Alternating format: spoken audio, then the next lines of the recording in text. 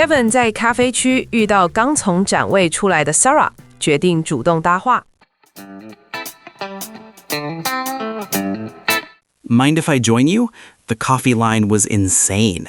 Please do. I've been looking for an excuse to mingle before the next keynote. Same here. Honestly, I freeze up at these things. What brings you here? I run a small e-commerce brand, so I'm here to scout tools. You? I'm on the product team at a fintech startup. I came for the AI track, but the booth area has been the real highlight. The booth area is wild. Any icebreaker that actually worked for you today? Asking people what talk they hated. Surprisingly effective. Noted. I'd love to pick your brain about how you handle cold outreach. It's my weak spot. Happy to. Want to swap contacts and circle back next week? Yes. Here's my card. Is LinkedIn okay, or do you prefer email? LinkedIn works. I'll reach out tonight so it doesn't get buried. Perfect. Let's keep it short. A 20-minute call. No pitch. Deal. Enjoy the keynote.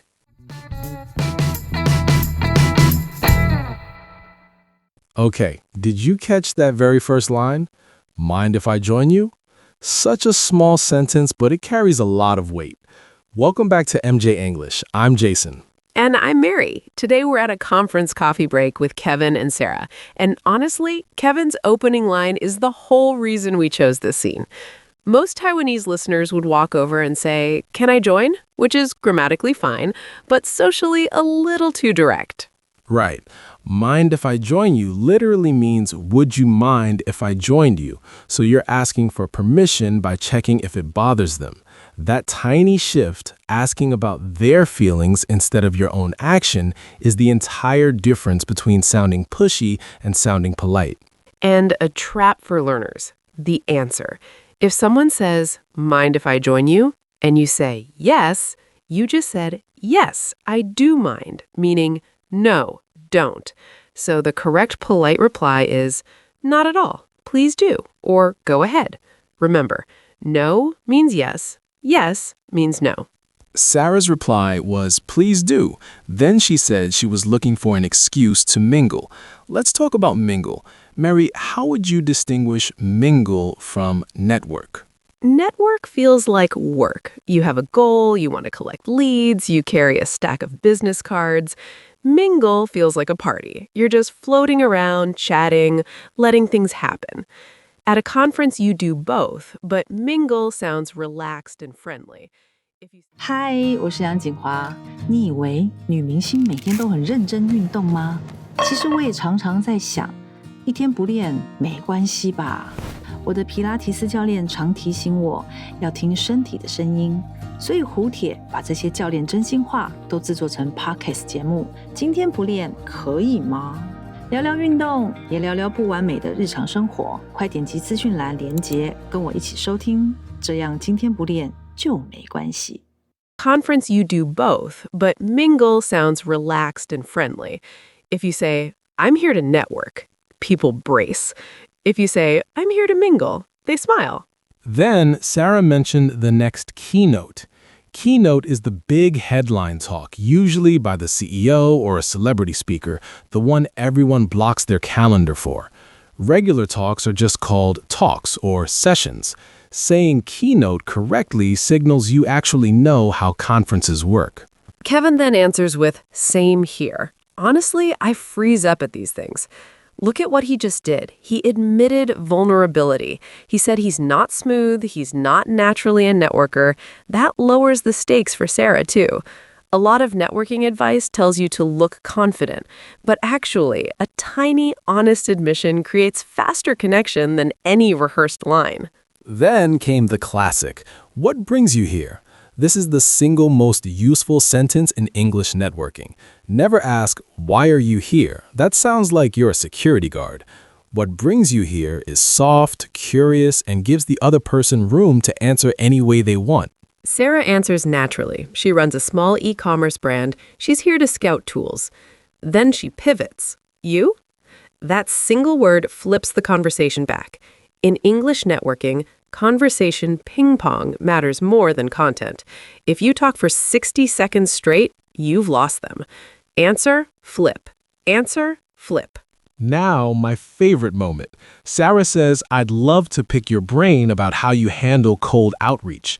Pick your brain literally translates to a creepy phrase, but it's one of the most common compliments in English business culture. You're telling someone, I see you as an expert and I want to learn from you. And notice, she didn't say, can I ask you some questions? That wording sounds transactional, like you're taking something. Pick your brain sounds like you're admiring something. Huge difference in how the other person feels.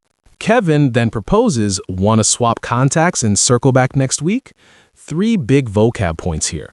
Swap contacts is the modern casual version of exchange business cards because these days contacts might mean LinkedIn, WhatsApp, or just a phone number. Circle back means come back to this conversation later. It's office English, slightly corporate, but not annoying when used naturally.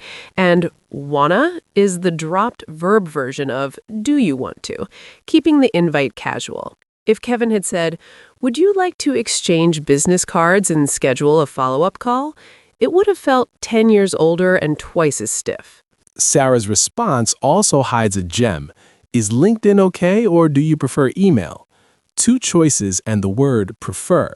You're not asking, give me your email. You're asking, which of your channels respects your time?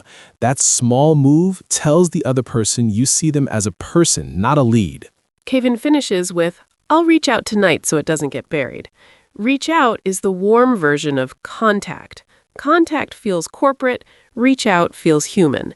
And the phrase, so it doesn't get buried, is a little pro move. He's acknowledging the reality of busy inboxes without making a big deal of it. And Sarah closes with, let's keep it short, a 20-minute call, no pitch. She set the rules. She told Kevin exactly what she wanted and what she didn't. That level of clarity makes Kevin relaxed because now he knows this isn't a trap meeting. Okay, let's test your ears again. Listen for 4 moments this time.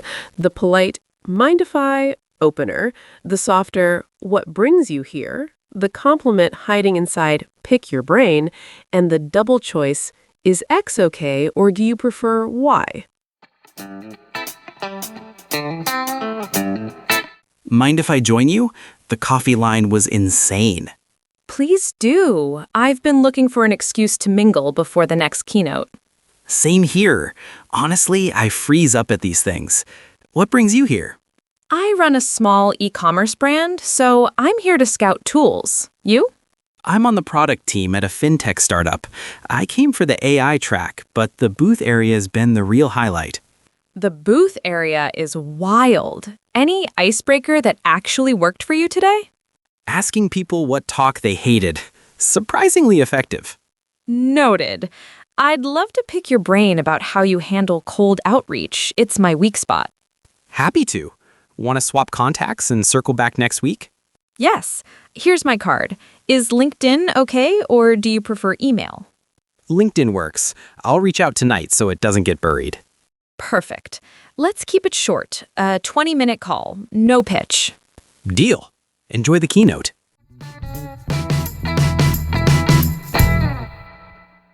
How did it feel the second time?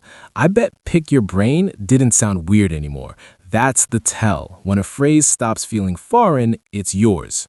And notice the rhythm. Sarah and Kevin are basically playing ping pong. Short answer, flip the question. Short answer, flip. Neither of them talks for more than 2 sentences at a time. That's the real shape of good networking. Not your vocabulary, but your turn-taking. The 9 vocabulary words and 5 sentence patterns are in the show notes below, with examples you can steal for your next event. Your only homework, pick 1 line and say it out loud 3 times tonight. Muscle memory matters more than understanding. The next time you're holding a cold cup of coffee at a conference, don't wait for someone to rescue you. Walk up, say, mind if I join you? And see what happens. I'm Mary.